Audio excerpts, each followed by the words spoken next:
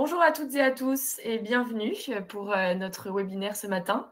Donc, je suis Julie, DRH à la Cité du Vin à Bordeaux et présidente de la commission RH du SNELAC voilà, depuis quelques mois. Donc, qu'est-ce que c'est que la commission RH pour celles ou ceux qui ne la connaissent pas? Elle a pour objectif de créer des rendez-vous réguliers entre les adhérents du SNELAC, comme les autres commissions d'ailleurs. Et donc, cette commission RH, elle a notamment comme objectif de contribuer à développer le réseau des professionnels des ressources humaines, d'échanger sur l'actualité et traiter des sujets de fond, et également de balayer à la fois des obligations légales, conventionnelles, et de partager les bonnes pratiques opérationnelles. Donc aujourd'hui, nous allons nous pencher sur la marque employeur, qui est effectivement un levier sous-estimé mais essentiel aujourd'hui pour attirer, fidéliser nos talents, et même dans des petites structures. Donc, les candidats aujourd'hui, ils choisissent plus qu'un poste, ils choisissent une entreprise avec des valeurs, une culture, une vision qui serait en effet alignée avec leurs inspirations. En effet, une chose qui est importante et qui est intéressante aujourd'hui, c'est pour les TPE et PME, c'est comment se démarquer face aux grands groupes. Et ça peut sembler en fait un peu un défi de taille, et pourtant c'est possible. Donc aujourd'hui, nous allons effectivement nous intéresser à ça et comment construire une marque employeur authentique et attractive, même avec des moyens limités. Quels sont les outils et encore une fois les bonnes pratiques pour valoriser donc votre entreprise. Et surtout, comment on peut transformer nos collaborateurs en ambassadeurs de notre entreprise, de notre marque. Merci Julie. Bonjour à toutes et à tous. Ici les studios de l'AFDAS, notre OPCO. Donc nous sommes ravis d'être ici aujourd'hui pour le webinaire de la commission ressources humaines du SNELAC et je remercie Julie, notre présidente, d'avoir introduit ce webinaire. Je laisserai les membres de l'équipe de l'AFDAS se présenter et je vais terminer cette introduction par vous parler justement de l'étude qui a été menée l'année dernière, en 2024, autour de la marque employeur. Donc une étude sectorielle qui a été menée spécialement pour notre branche d'activité, les espaces de loisirs, d'attraction et culturels, et qui a permis de photographier à un instant T les bonnes pratiques et les outils de marque employeur qui sont déjà utilisés, mis en place, testés par les entreprises de notre branche professionnelle. Donc l'idée de cette étude, c'était d'identifier les bonnes pratiques et aussi de voir ce qui pouvait se faire dans d'autres secteurs d'activité, ou à la fois dans des grosses entreprises, des entreprises de plus de 250 salariés, des entreprises très connues, mais aussi chez les PME et surtout chez les TPE, puisque pour rappel, notre branche professionnelle, c'est 80% d'entreprises de moins de 11 salariés. Donc c'était très important pour nous de pouvoir avoir cette photographie des enjeux, des bonnes idées, des pratiques, mais surtout pour vous proposer des outils opérationnels si vous souhaitez mettre en place ces outils dans votre propre entreprise. Donc, les objectifs de ce webinaire de présentation, c'est de vous présenter les résultats de l'étude, mais vraiment d'un point de vue extrêmement opérationnel. L'idée, c'est que vous repartiez avec une boîte à outils et peut-être, on espère, l'envie de mettre en place une politique particulière, une stratégie de marque employeur, puisque à chaque fois qu'on se penche sur le sujet, on se rend compte à quel point ça peut être bénéfique pour l'attractivité des entreprises et pour solutionner des problématiques de recrutement, de manque d'effectifs, de besoins en emploi et en compétences. Et je vais tout de suite laisser la parole à Cédric Pellissier et Thomas Hélier de l'AFDAS qui vont nous présenter les résultats de l'étude donc menée par l'AFDAS, le cabinet Paradox et le cabinet Alixio. Merci Artémis. Alors, on se présente déjà avant de rentrer dans la présentation. Cédric Pellissier, je suis conseiller branche à l'AFDAS, c'est-à-dire que je suis en relation avec les organisations professionnelles et les branches professionnelles de l'AFDAS au niveau national et je couvre notamment l'ensemble des secteurs et des branches liées au tourisme et donc effectivement la branche des espaces de loisirs, d'attraction et culturels. Et donc à ce titre-là, je travaille avec les SNELAC sur des enjeux nationaux que sont notamment les problématiques de développement des formations et puis là sur l'attractivité des métiers, par exemple, pour ce qui nous intéresse ce matin. Enchanté. Merci Cédric. Moi, je me présente. Donc, du coup, je suis Thomas Hélier. Je suis chargé d'études au sein de l'Observatoire et prospective de l'emploi et certification à l'AFDAS. Donc, j'ai eu la charge de piloter techniquement le projet d'études marque employeur qui a été mené pour la branche des espaces de loisirs, d'attraction et culturels. Donc, voilà, j'ai à la charge ces différents projets pour nos branches professionnelles. Donc, j'aurai le plaisir aujourd'hui de vous présenter de manière très opérationnelle, on l'espère, les résultats de l'étude. Et voilà, je vous remercie en tout cas d'être présent aujourd'hui. Un temps de questions-réponses est dédié à la fin de ce webinaire. Donc, n'hésitez pas à noter vos questions directement dans l'onglet questions de l'application sur laquelle nous diffusons ce webinaire. Vous avez à la fois un onglet chat et un onglet questions et je vous invite à inscrire vos questions dans l'onglet questions. Et nous y répondrons en fin de webinaire. Très bien, merci Artémis. Donc, on va se plonger dans la marque employeur du secteur des espaces de loisirs, d'attraction et culturels. Donc, peut-être pour rappeler un petit peu le contexte de l'étude, on sait que le recrutement et la fidélisation des équipes, c'est un sujet central, notamment. On est sur plus de 4600 salariés, avec quand même plus de 70 millions de visiteurs par an dans les parcs de loisirs, d'attraction et culturels. Mais 4600. Non, 4600 entreprises. Ah, 4600 entreprises. Excusez-moi. Pardon. Et donc, 57% des emplois, quand même, représentent un recrutement saisonnier. Donc, on sait qu'il y a des spécificités sectorielles qu'on ne peut pas oublier dans vos secteurs d'activité. Donc, c'est là où la marque employeur va pouvoir venir répondre de manière opérationnelle pour tenter de résorber, en tout cas, les tensions de recrutement sur des profils spécifiques qu'on va pouvoir détailler également avec Cédric. Donc, concernant le contexte et les enjeux de l'étude, donc nous, quand on a lancé ces travaux d'études, donc le secteur des espaces de loisirs a également rebondi à partir de la crise sanitaire, mais c'est un secteur en mutation. On peut avoir plusieurs enjeux transverses, notamment l'évolution du rapport au travail des jeunes générations qui impactent la marque employeur et les actions de recrutement de ses salariés.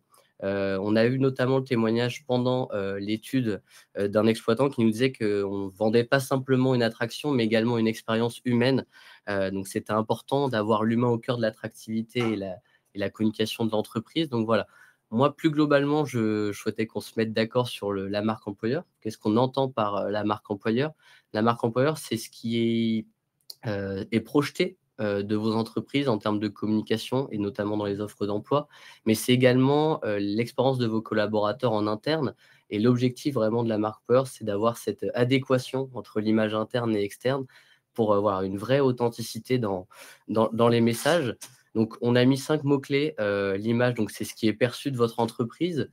La réputation, alors maintenant, elle est également numérique, de plus en plus, notamment sur les job boards ou également les avis des salariés. L'attractivité, c'est les éléments qui sont mis en place, notamment par rapport à d'autres structures, en termes d'avantages sociaux, la rémunération. Donc, ça sera des facteurs d'attractivité à prendre en compte. La fidélisation, là, on est vraiment dans la partie à la suite de l'intégration. Comment les salariés vont être accompagnés, notamment dans leur parcours professionnel via notamment la formation, mais également des temps collectifs permettant la cohésion et également le sentiment d'appartenance à la structure et la visibilité. Donc, c'est l'ensemble des éléments de communication qui seront présents sur les réseaux sociaux et le site des employeurs. Voilà. Donc, ça, c'était une première définition de la marque employeur. On va rapidement passer à la méthodologie d'étude. Et donc, le témoignage des entreprises, donc, on a eu une trentaine d'entretiens donc avec des gérants des structures et des responsables RH pour comprendre qu'est-ce qui était mis vraiment de manière très opérationnelle en place dans les structures, mais également on souhaitait avoir cette vision vraiment interne de l'expérience des collaborateurs, ce qui leur permet finalement de rester dans une entreprise.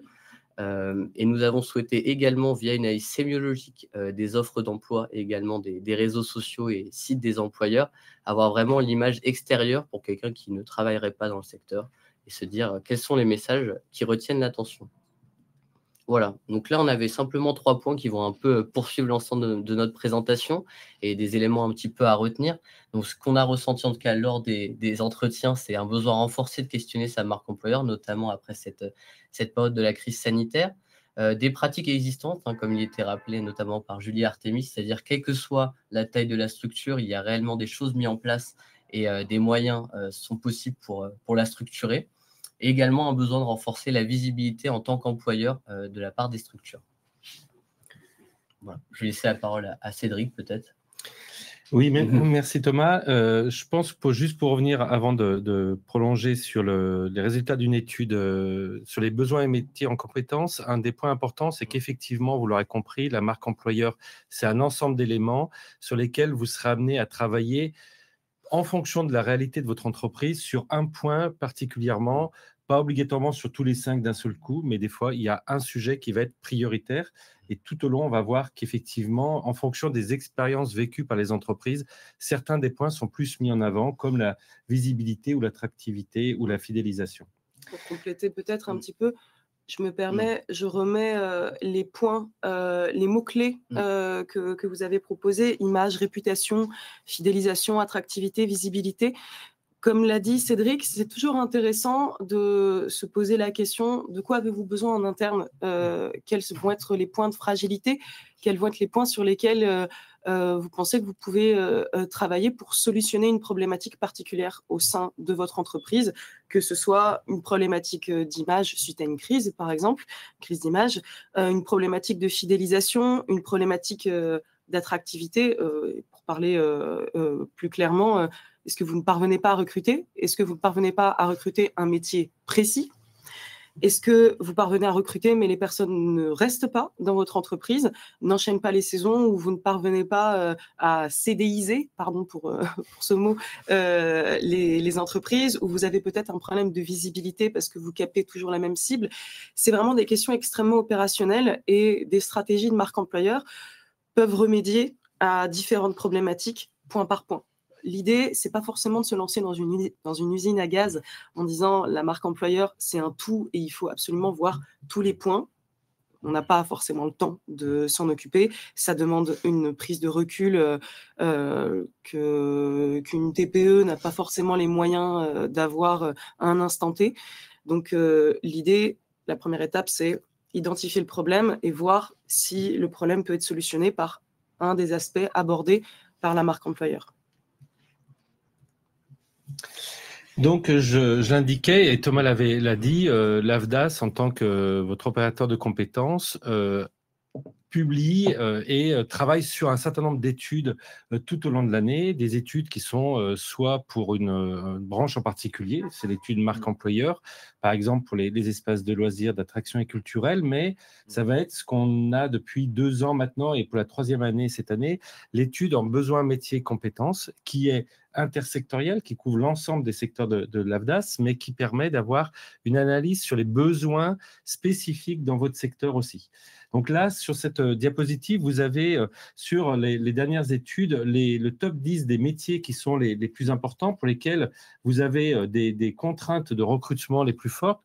Comme vous le voyez, ce sont souvent des métiers qui sont liés à la saisonnalité. Thomas l'a dit au départ, et aussi Julie et Artémis, il y a un vrai sujet autour des besoins en saisonnalité qui peuvent faire des effets de concurrence pour des recrutements dans ces métiers-là. Ce sont des cœurs de métier. Ce ne sont pas des métiers transversaux, mais souvent ce sont des métiers pour lesquels vos entreprises ne peuvent pas fonctionner. On le voit bien, agent d'accueil, opérateur d'attraction, etc. Donc là, on est vraiment sur des enjeux qui sont existentiels pour vos entreprises. Vous avez besoin de répondre à ces besoins-là. Et donc, on voit bien la part des métiers et des recrutements, et puis des métiers qui souvent sont liés à des contraintes, la saisonnalité, les horaires décalés, les week-ends. Et donc, avec ces rythmes atypiques, vous avez besoin de vous marquer, de vous démarquer pour pouvoir attirer les bons profils et répondre et faire que votre entreprise puisse tourner. Sur cette diapositive, on ne va pas rentrer dans le détail. L'idée, c'était de préciser les tensions de recrutement en fonction des métiers. Si jamais c'est lié aux conditions de travail, si ça va être lié à la rémunération, au lieu de travail, etc., on voit qu'en fonction des métiers, vous avez des tensions qui sont plus ou moins élevées, plus ou moins fortes, et qui sont liées à différents endroits. L'intérêt de ça, c'est que ça vous permet de vous dire « Ah, j'ai du mal à recruter, par exemple, sur l'opérateur d'attraction, parce qu'effectivement, ça va être lié aux horaires qui sont décalés, aux conditions de travail, parce que ça peut être particulièrement prenant physiquement, parce que, voilà, etc. Donc, c'est en fonction de ça, c'est vous qui connaissez bien vos métiers, et d'avoir ces indicateurs vous permettront finalement de pouvoir mieux cibler dans vos offres d'emploi, par exemple, pour pouvoir montrer que vous apportez des solutions dans votre organisation du travail pour dire, bah, oui, en tant que, par exemple, employé polyvalent de restauration, j'ai la problématique géographique parce que si je suis dans une zone touristique, il n'y a pas que mon entreprise qui va vouloir recruter des agents de restauration. Je vais avoir tout bêtement l'hôtellerie-restauration, je vais avoir les campings, etc. Et donc, du coup, comment je vais marquer ma différence? Qu'est-ce qui fait que telle personne va venir chez moi et qu'elle correspondra vraiment à ce dont j'ai besoin? Et c'est là où nous, on essaye d'apporter effectivement ces éclairages pour que vous puissiez vous dire, comme le disait Artémis, je vais cibler sur tel et tel point parce que je n'ai pas le temps et ça n'a pas de sens que je travaille sur tout. Mais en revanche, sur les employés de restauration, je vais mettre en avant certaines choses parce que dans ma zone géographique, je sais qu'il y a des tensions particulièrement importantes. On tenait particulièrement à vous présenter ce tableau parce que, encore une fois, l'idée de ce webinaire, c'est de vous présenter des outils pratico-pratiques, opérationnels. On estimait que les webinaires de présentation sur ce qu'est une stratégie de marque employeur, etc., n'étaient peut-être pas assez spécifiques. Et l'idée, c'est que l'étude qui a été menée pour les espaces de loisirs, d'attraction et culturels, elle parle de vous, de vos entreprises, et c'est vos entreprises qui ont été interrogées. Donc, tous les outils qui font partie du rapport complet et de la synthèse de l'étude ont été basés sur vos besoins.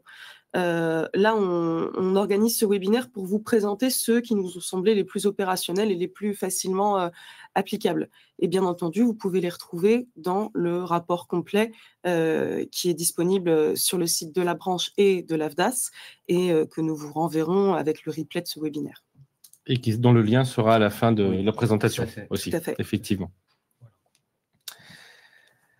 Dans les tensions de recrutement, on voit aussi que les tensions peuvent être différentes en fonction de la taille des entreprises. Ça revient à ce que disait Artémis tout à l'heure. On a identifié 5 éléments qui constituent la marque employeur. En fonction de la taille de votre entreprise, de sa structuration, vous n'allez pas pouvoir travailler sur tous les aspects. Ça n'a peut-être pas obligatoirement du sens d'ailleurs. Et puis, en fonction de votre structuration, vous serez obligé de vous concentrer. Donc, ça vous montre qu'effectivement, il y a plus ou moins des difficultés en fonction de la taille d'entreprise et que cet aspect, il va jouer, notamment aussi en fonction des difficultés, ne vont pas être simplement sur les métiers, mais sur les profils de candidats, le nombre de candidatures. Et c'est bien en croisant à la fois les zones géographiques, la taille de votre entreprise, le métier recruté, et voilà, d'un seul coup, vous allez avoir soit moins de candidats, parce qu'ils vont avoir une zone de chalandise avec plein de propositions d'offres, et puis d'autres sur lesquels vous avez des métiers très techniques, pour lesquels ça va être le profil des candidats. Une des réponses qui sont apportées par votre branche avec le soutien de l'AFDAS, c'est par exemple le développement de certifications. J'en profite pour parler d'autres services qu'on peut proposer aux branches et que votre branche propose, c'est bien d'avoir des certifications adaptées à vos activités, mais des fois, ça ne répond pas à tout. Et donc, du coup, c'est bien d'avoir conscience de ça, de se dire « Ah, j'ai un profil, je recherche un profil entre guillemets atypique », même si on ne sait pas trop ce que ça veut dire, mais un peu particulier, et que du coup, la formation ne répond peut-être pas à 100% à mon besoin. Comment je peux identifier ça et rendre plus attractif mon travail?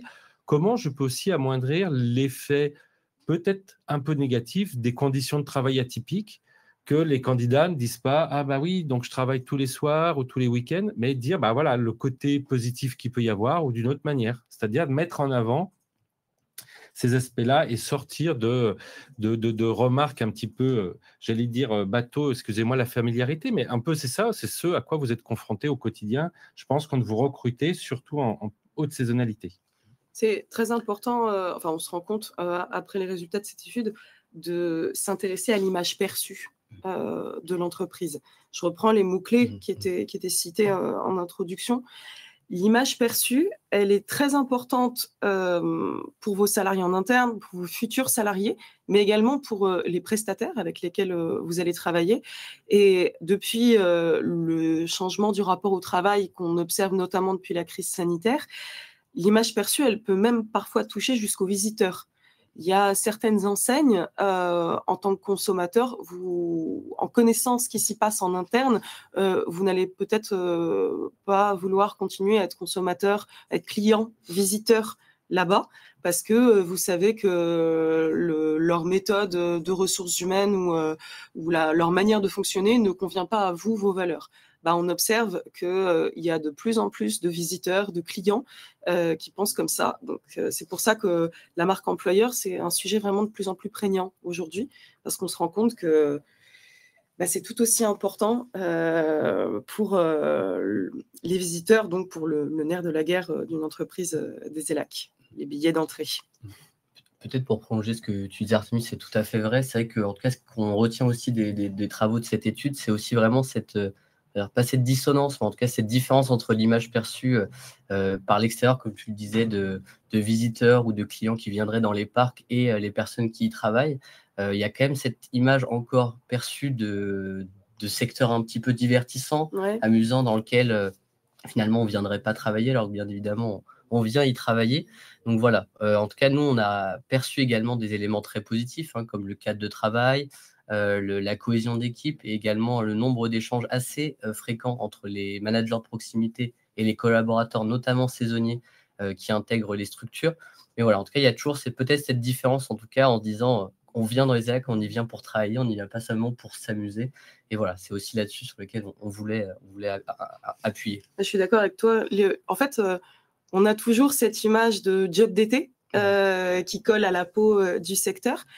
C'est intéressant, parfois, selon les besoins de recrutement, les compétences recherchées, d'assumer aussi, je pense, ce côté job d'été. On a quand même une part importante d'étudiants qui viennent grossir les rangs des saisonniers dont les entreprises ont besoin, notamment les météo-dépendantes, pour ouvrir en pleine saison, pendant les périodes des grandes vacances scolaires étudiantes. Mais il y a aussi le côté parcours professionnel. Aujourd'hui, on peut avoir une carrière professionnelle dans le secteur des espaces de loisirs, d'attraction et culturelle parmi les entreprises adhérentes au SNELAC. C'est possible et ça fait partie de l'attractivité. Mais alors là, c'est au niveau de la branche et c'est pas uniquement au niveau des entreprises. Et nous, au niveau du SNELAC et avec la position qu'on occupe au niveau de la branche, donc du secteur tout entier, on essaie de développer une attractivité, on va dire, sectorielle pour dire au grand public que déjà notre secteur existe, que le tourisme ne s'arrête pas à l'hôtellerie, café, restaurant, que le tourisme, c'est très large et nous représentons le divertissement, les loisirs, notamment les parcs d'attractions, les musées, les châteaux, les plaines de jeux pour enfants, les parcs aquatiques, les parcours acrobatiques en hauteur. C'est risqué ce que je fais, puisque si j'en oublie un et qu'il y a une entreprise parmi vous dont je n'ai pas cité l'activité, je me ferai taper sur les doigts, mais je prends le risque. En tout cas, il y a ce côté de job d'été qu'il faut parfois assumer et le côté véritable secteur d'activité qui est certes encore jeune. On a un secteur d'activité qui a une trentaine d'années, mais qui continue de se perfectionner et de proposer des parcours à plus long terme. Et un dernier point, c'est les compétences nécessaires pour travailler dans notre secteur d'activité. Quand on parle de job d'été, on a l'impression que tout le monde peut le faire. On a l'impression que tout le monde peut être à l'accueil d'un site de loisirs, que moyennant une petite formation, tout le monde peut être opérateur d'attraction. L'accueil, c'est une vraie compétence. C'est pas uniquement d'être souriant, d'être sympa et d'être poli. Les compétences d'accueil, c'est aussi des compétences de gestion de flux, c'est savoir faire remonter une information, c'est savoir animer, savoir renseigner. Et ça, ce sont des réelles compétences, des savoir-être également. Mais n'importe qui ne peut pas le faire, n'importe qui ne peut pas suivre ce rythme, notamment avec les horaires un peu particuliers que nous avons en tant qu'entreprise saisonnière. Et ça, c'est des éléments qui nous différencient d'autres secteurs d'activité qui peuvent plaire. Et dans ce qui ressort de l'étude, quand on interroge les profils de salariés, on se rend compte que pour ceux qui souhaitent travailler dans le grand secteur du tourisme, quelque chose qui les anime pour venir travailler chez nous, c'est qu'ils viennent transmettre de l'émotion à des visiteurs. Les visiteurs qui viennent dans un parc de loisirs, un site de divertissement, un site culturel, ils viennent avec ce qui leur est de plus précieux, leur famille, leurs amis, pour passer une journée inoubliable, en tout cas pour ressentir des émotions, pour arriver dans un environnement thématisé. Et cette thématisation, les émotions qu'ils vont ressentir, ça se transmet par notre cœur de métier qui est l'accueil. Et ça peut être des éléments qui peuvent être intéressants du point de vue de l'attractivité, ou en tout cas, ça peut faire partie de la marque employeur d'une entreprise. D'autant plus qu'en fait, ce que tu viens de développer, c'est bien ce qui a trait à la fidélisation pour éviter d'avoir à renouveler vos saisonniers ou pour, comme tu le disais, permettre de garder certains salariés qui auront suivi des formations et qui suivront d'autres formations, notamment sur l'accueil, sur la gestion des situations de crise, ou des éléments qui font que ces personnes-là vont monter en compétences et du coup, elles-mêmes pouvoir encadrer ou accueillir des nouveaux salariés qui sont saisonniers. Et ça permettra de consolider votre activité. Et puis, sur les jobs étudiants, il y a ceux de l'été et il y a ceux de tous les espaces de loisirs qui sont sur l'année, pour lesquels vous avez des étudiants les week-ends. Et donc là, vous avez besoin aussi de ressources humaines qui soient qualifiées, qui accueillent ces publics. Et donc, c'est important d'avoir cette continuité d'activité dans votre secteur.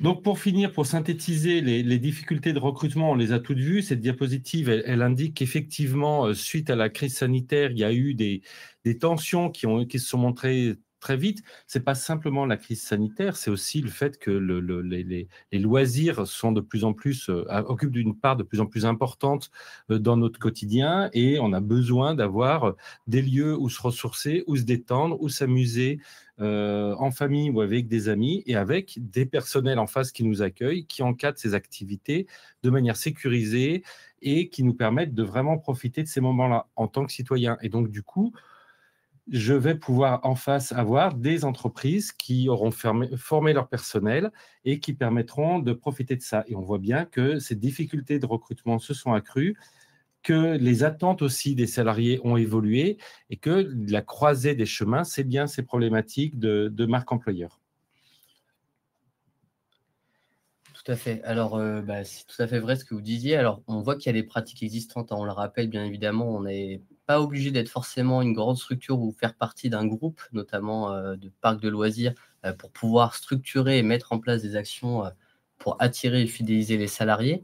On voit notamment que le renforcement, en tout cas, de la communication autour des valeurs de l'entreprise, des métiers, du cadre de travail peut tout à fait se faire. Et notamment, c'est ce qu'on a entendu dans les entretiens, c'est quelque chose qui est très bien réalisé, notamment lorsqu'on accueille des saisonniers. Souvent, l'intégration se fait de manière collective, avec un flux aussi de personnes à intégrer à ce moment-là. Et souvent, des journées, par exemple, de fermeture du parc, pour pouvoir montrer les activités et aussi permettre d'incarner un peu les valeurs de l'entreprise, mais à travers une expérience peut-être plus ludique aussi en termes d'intégration de ces salariés. Puis, la fidélisation, ça passe également par ce sentiment et ce développement du sentiment d'appartenance à une entreprise. On parlait notamment des profils qui peuvent être en concurrence, notamment dans la restauration et l'hôtellerie. Pourquoi venir travailler dans un parc plutôt qu'ailleurs? Et c'est souvent, en tout cas, quelque chose qui est ressorti, c'est vraiment ce cadre de travail. Et également, alors peut-être ça peut être mal perçu, mais la polyactivité ou la polycompétence qui est très demandée aussi de la part des employeurs et qui permet notamment de toucher à différents types d'activités. Et souvent, en tout cas, les saisonniers ou jeunes qui viennent travailler dans vos entreprises sont vraiment attirés par ce type de choses qui leur permettent de toucher à tout type d'activité. Donc voilà, en tout cas, attirer et fidéliser, c'est des choses qui sont importantes à mettre en place. Et voilà, on voulait quand même vous mettre un peu en visibilité des pratiques existantes et des pratiques inspirantes. Alors, c'est le parc Le Pal qui présente notamment dans son espace de recrutement des vidéos de promotion des métiers, notamment des communications très spécifiques sur les métiers de la restauration, de la vente, d'opérateurs d'attraction, de l'hôtellerie, avec des messages ciblés lors des périodes notamment de pic de saisonnalité ou de pic d'activité. Donc voilà, on voit en tout cas à travers ces actions de promotion des métiers, mais également des témoignages de salariés pour comprendre un petit peu mieux l'expérience vraiment authentique des collaborateurs et leur activité au quotidien. C'est des choses qui sont importantes pour l'extérieur notamment, des choses qui peuvent être vécues en interne, mais si la communication ne dépasse pas le secteur en interne, c'est vraiment une nécessité de pouvoir communiquer là-dessus. Voilà. Alors, au niveau des pratiques de recrutement, on voit que les entreprises, en tout cas de vos secteurs, sont quand même cherchent à diversifier les canaux de recrutement, notamment via des canaux de communication diversifiés.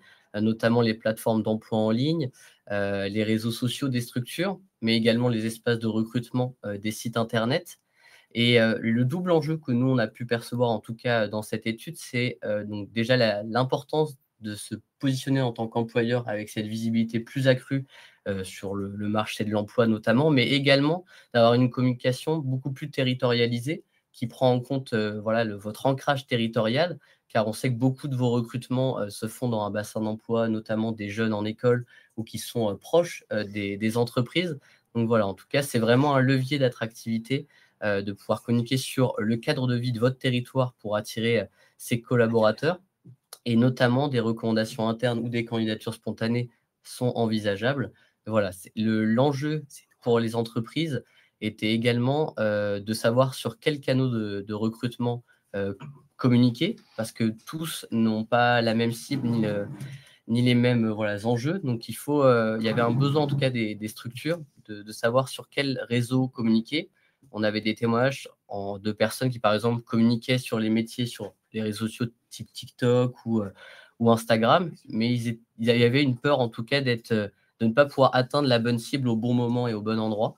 Donc voilà, c'est important de diversifier ces canaux de communication, mais il faut vraiment l'adapter aussi à la cible qu'on souhaite atteindre lors du recrutement.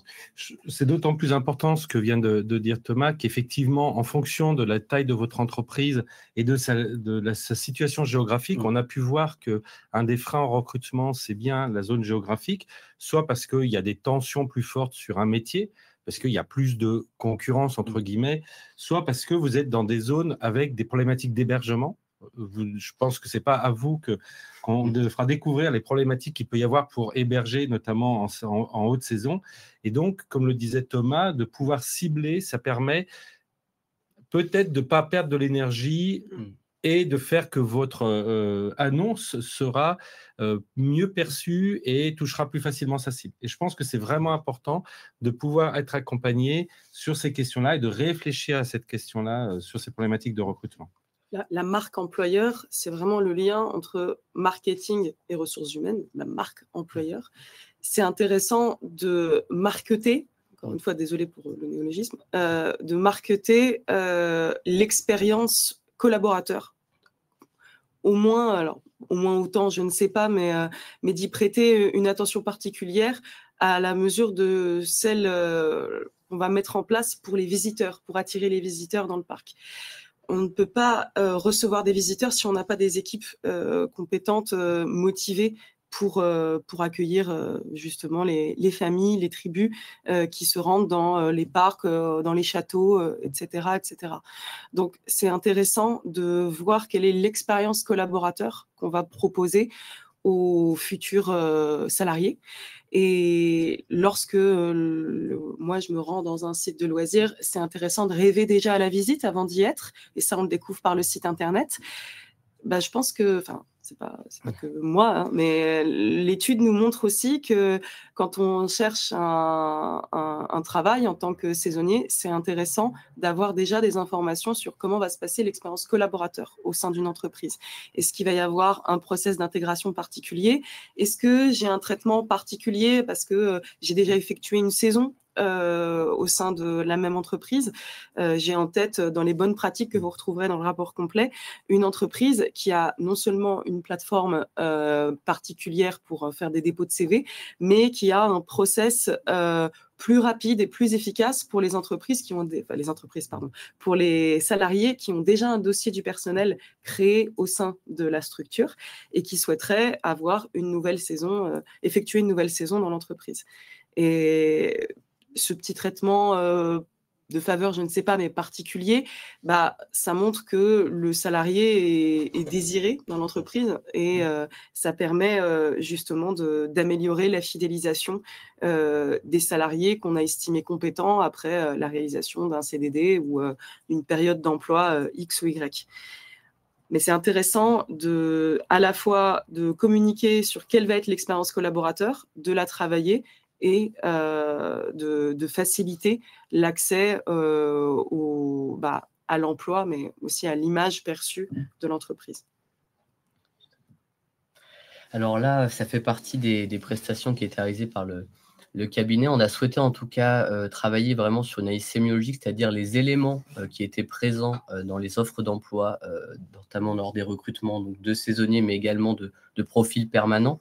Et ce qu'on retrouve très généralement, voire quasi systématiquement dans les offres d'emploi qui ont été analysées, les conditions de travail sont systématiquement mentionnées dans les offres d'emploi notamment. Peut-être les points, en tout cas, on pourrait se dire qu'il y a une amélioration, en tout cas une possibilité de faire évoluer les choses, c'est vraiment dans la partie processus de recrutement et d'intégration qui, par exemple, peut l'être très détaillé pour les saisonniers, mais ce qu'on a pu entendre sur des profils permanents, l'intégration se fait plutôt au fil de l'eau, notamment à partir du moment où la personne intègre l'entreprise, mais ce processus-là est peut-être moins formalisé, en tout cas moins mis en avant dans ces offres d'emploi, et cela peut avoir un impact sur vraiment l'attractivité de l'offre d'emploi et de la structure. Mais voilà. Et peut-être également faire avancer peut-être des sujets type valeur de l'entreprise.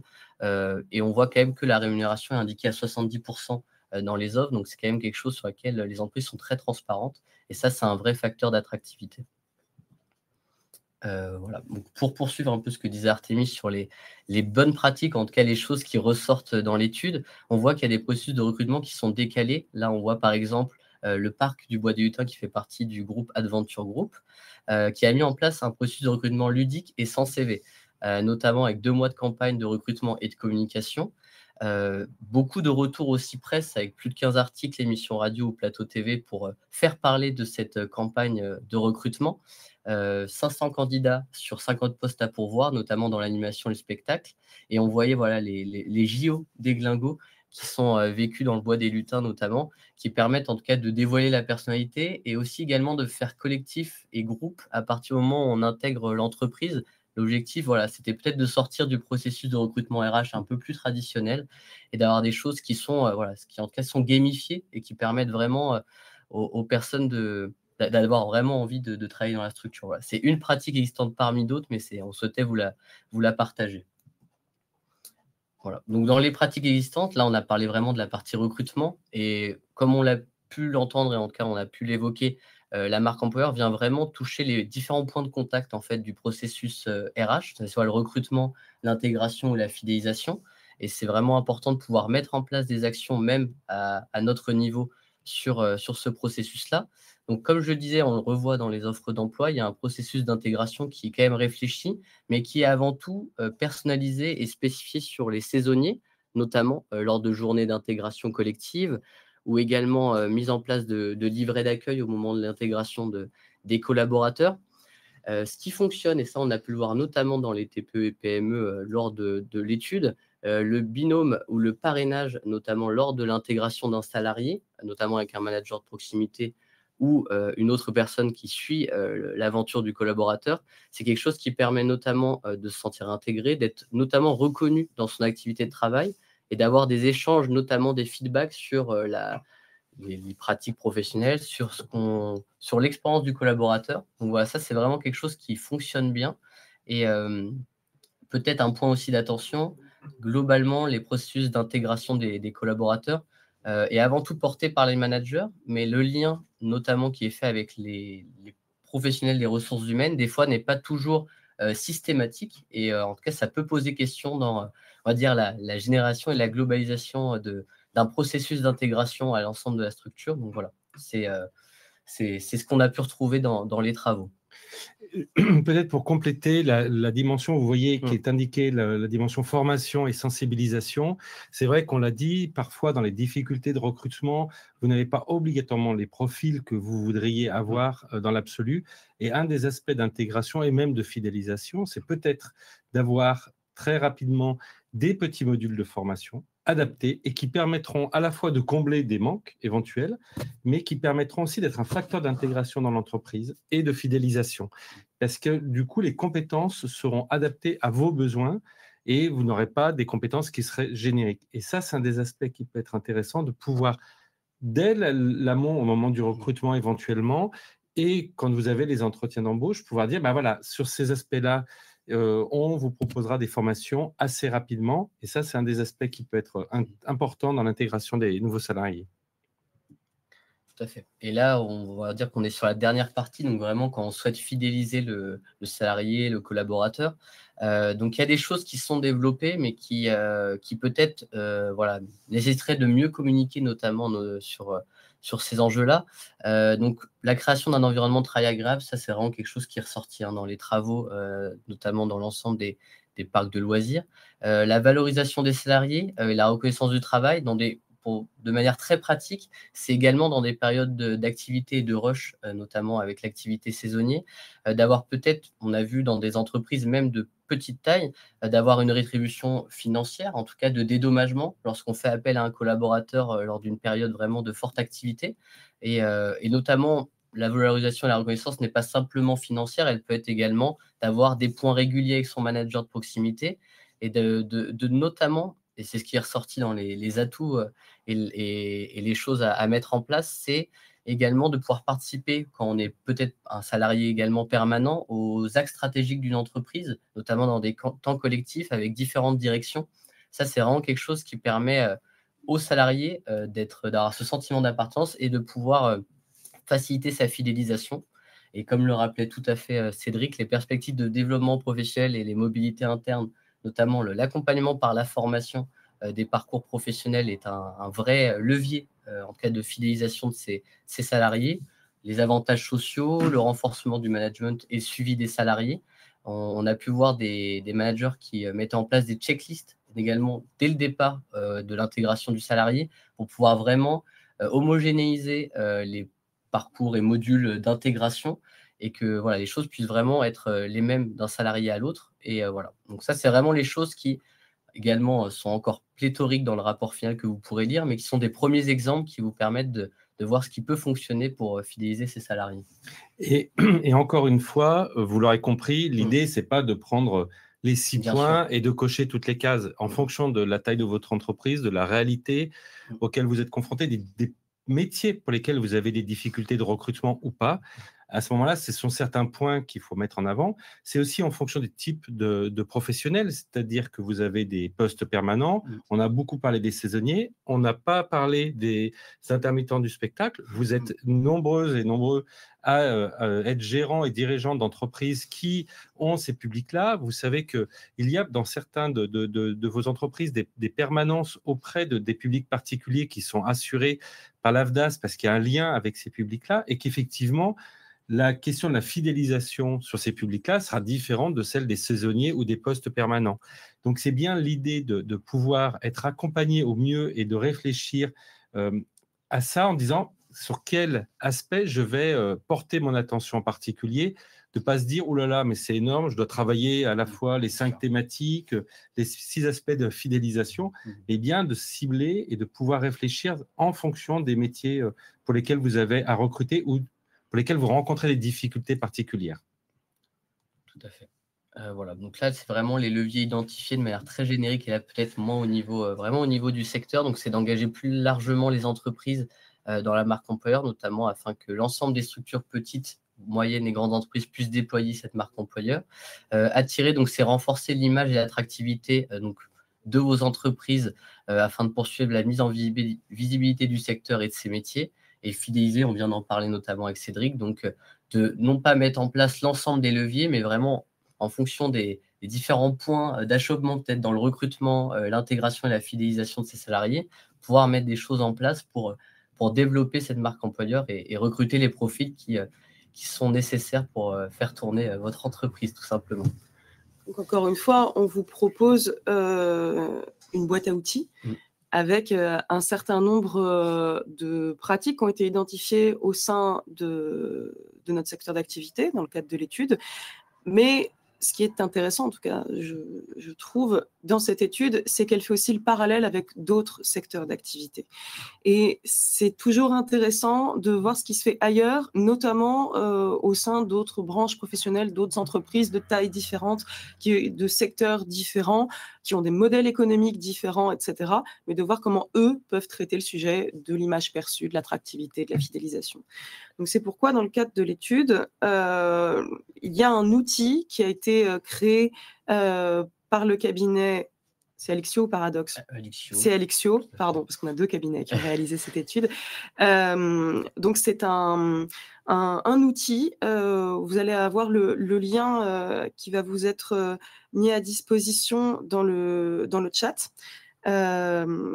Qui vous permet de revoir les différentes composantes de la marque employeur et également de voir des bonnes pratiques, des idées, des solutions, exemples qui ont été mis en place dans d'autres secteurs d'activité. Vous pouvez aller regarder, vous inspirer, peut-être piocher quelques idées autour de la marque employeur dans cet outil. Et il y a aussi une partie qui est assez intéressante, c'est des exemples d'éléments qui pourraient intéresser certaines générations particulières. Nous, on a une moyenne d'âge de 27 ans parmi les saisonniers au sein des ELAC, des entreprises adhérentes au SNELAC. 27 ans, c'est quand même assez jeune, mais on a aussi des personnes qui ont 18, 19 ans, des personnes qui en ont 25, des personnes qui sont plutôt aux alentours de la trentaine, et on s'aperçoit que ces générations X, Y, Z, etc., n'ont pas forcément les mêmes attentes, en tout cas, c'est ce que nous disent les statistiques. Évidemment, il n'y a pas de vérité générale là-dedans, mais c'est toujours intéressant de voir quelle génération va plutôt être portée sur l'équilibre vie pro, vie perso, quelle génération va plutôt attendre de l'autonomie ou de la polyactivité. En tout cas, ce sont des éléments statistiques qui peuvent être intéressants pour commencer à bâtir une marque employeur, en tout cas pour ne pas partir d'une page blanche. Peut-être en complément de ce que vient d'indiquer Artémis et puis de la présentation de l'outil, je ne saurais insister trop sur le fait que vous avez les équipes de l'AFDAS dans les délégations régionales, que ce soit au niveau du suivi de vos entreprises ou par rapport au public particulier. Et du coup, pour travailler ces outils-là, pour accompagner sur tel ou tel aspect, ça peut être assez important de pouvoir anticiper comment vous allez agir, soit en termes de formation, soit sur les problématiques de recrutement, et donc de bien allier ces différents outils que vous avez à votre disposition. Et voilà, plus globalement, en tout cas, là, les éléments qu'on a pu vous présenter aujourd'hui, on a essayé d'être le plus synthétique et opérationnel possible par rapport aux pratiques existantes dans vos structures.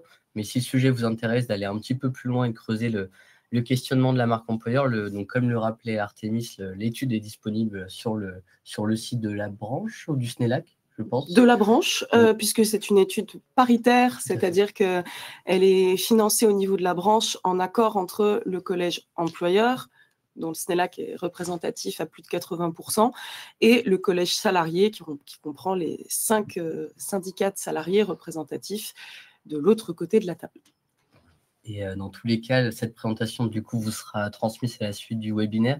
Et vous retrouverez également l'étude sur le site des observatoires des métiers de l'AFDAS, avec également un nouveau format qu'on souhaitait mettre en place pour rendre les choses plus opérationnelles, avec un 7 minutes pour comprendre sur la marque employeur dans les espaces de loisirs, d'attraction et culturelle. Voilà. Si vous avez des questions, on va peut-être passer à ce temps-là. N'hésitez pas à les poser dans le chat et on tentera d'y répondre.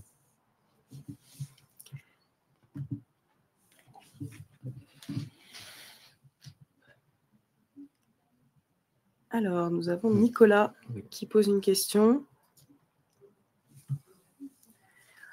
L'un de nos problèmes est en effet la fidélisation, mais lorsque France Travail met la pression à nos saisonniers pour qu'ils trouvent un vrai travail et les pousse vers d'autres secteurs d'activité, pas forcément poste permanent, cela devient compliqué à fidéliser.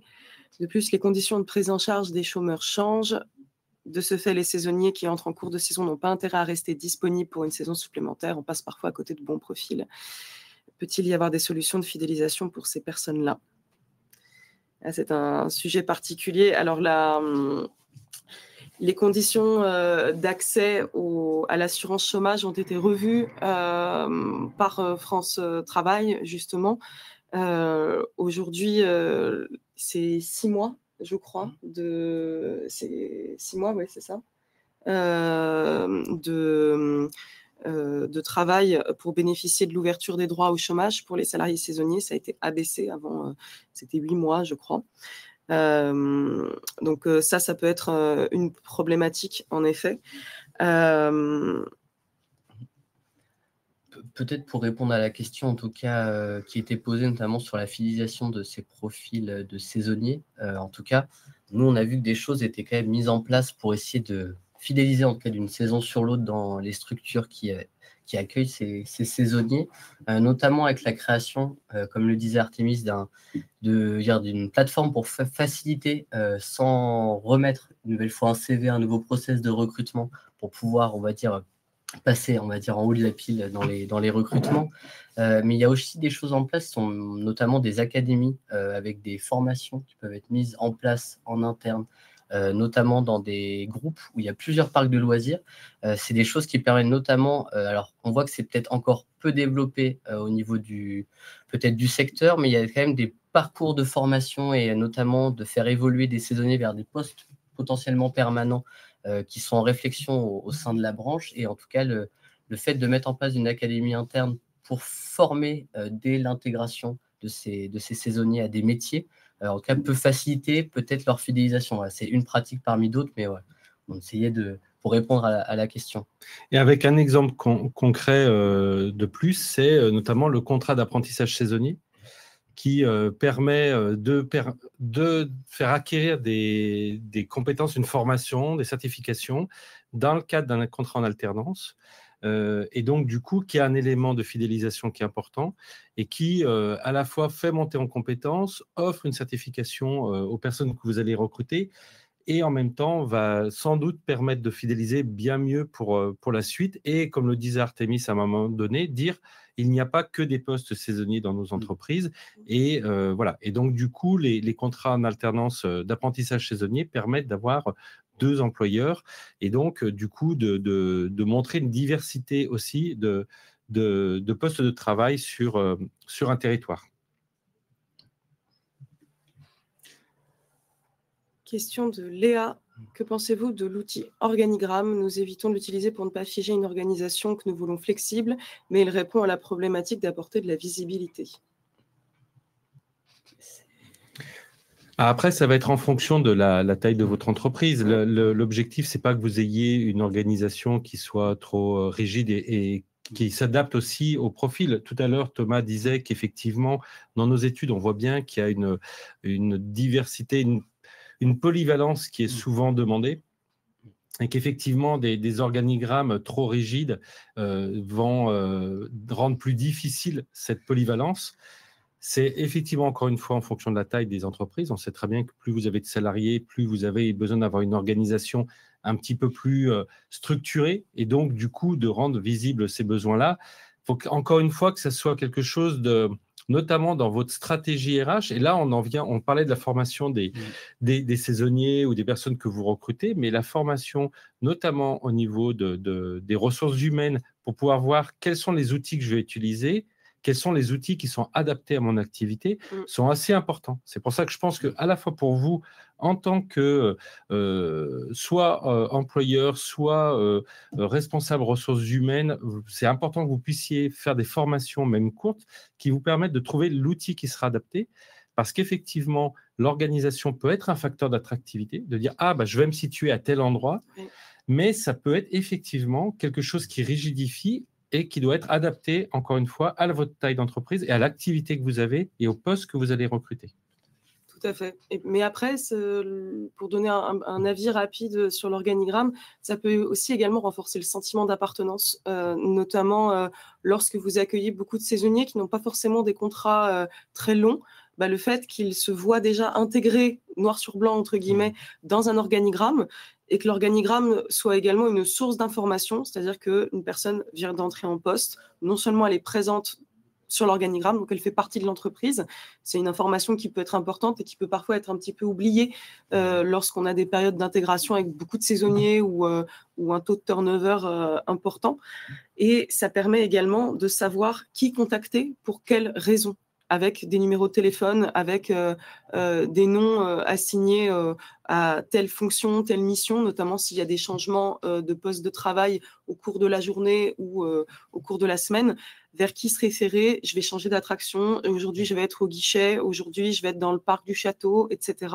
Si votre organisation du temps de travail comprend des changements réguliers de poste, ça peut être intéressant pour les nouveaux salariés, nouveaux entrants qui ne connaissent pas encore bien le fonctionnement de votre entreprise, de savoir vers qui se tourner s'ils ont une question à poser. Ça permet de faciliter la transmission d'informations et l'organigramme peut y répondre. Lisbeth demande quelles sont les certifications concernées par le contrat d'apprentissage saisonnier.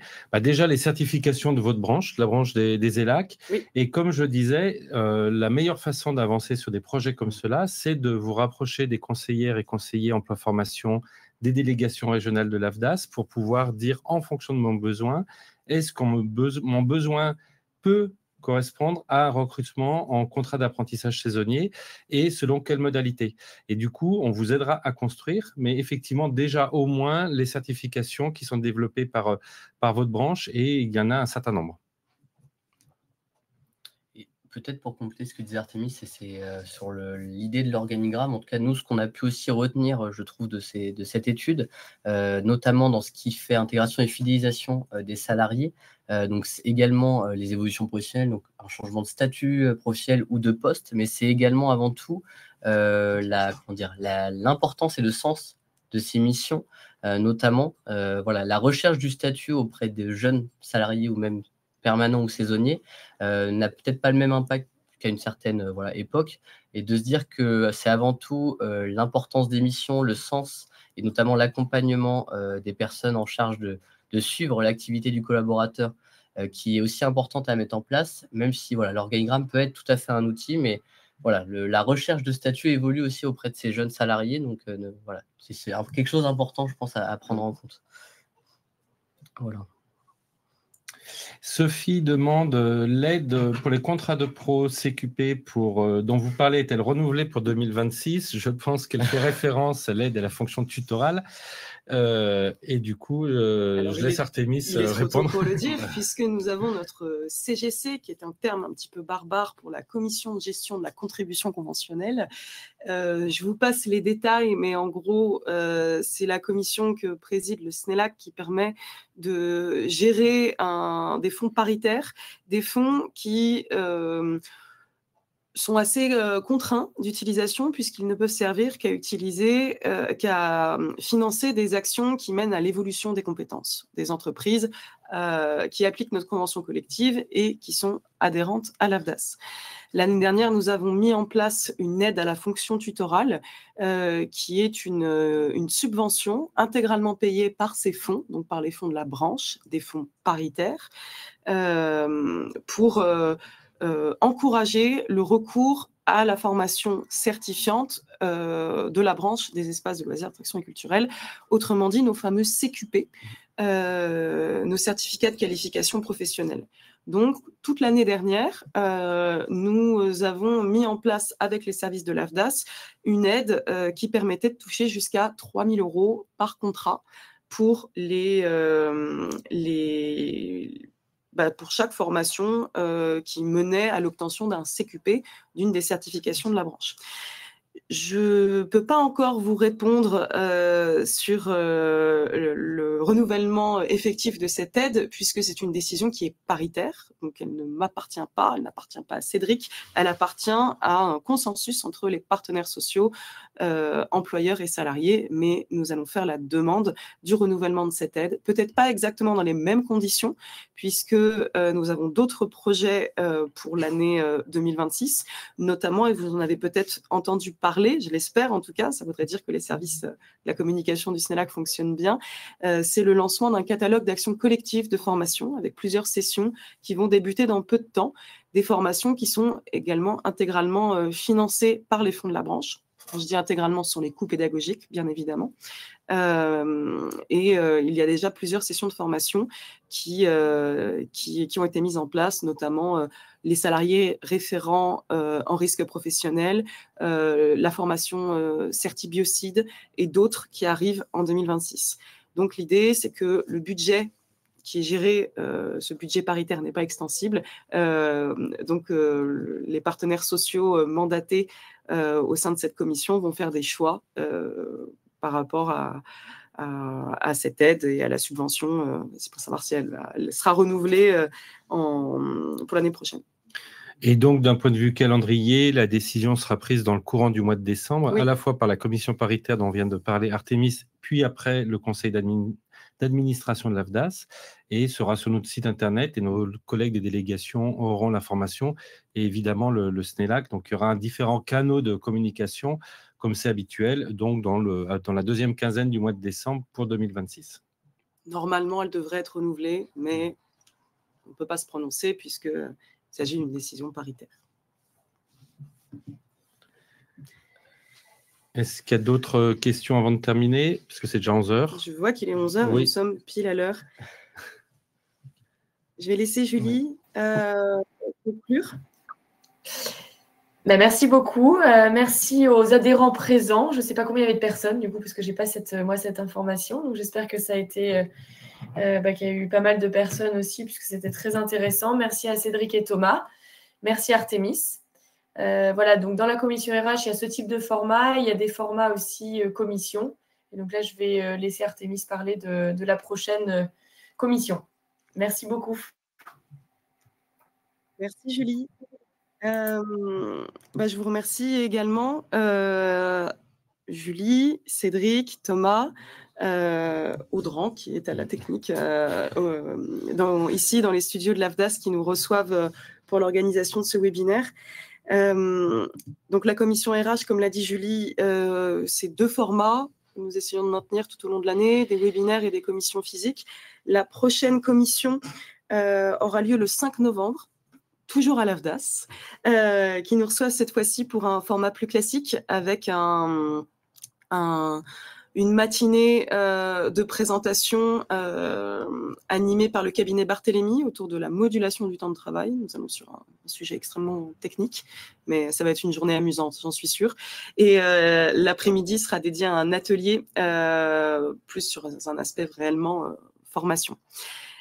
La commission est complète. Il y avait 20 places en présentiel, donc on a dû clôturer les inscriptions, mais vous pourrez suivre la matinée en visio si vous le souhaitez. Et nous avons notre prochain webinaire qui est prévu le 13 février 2026.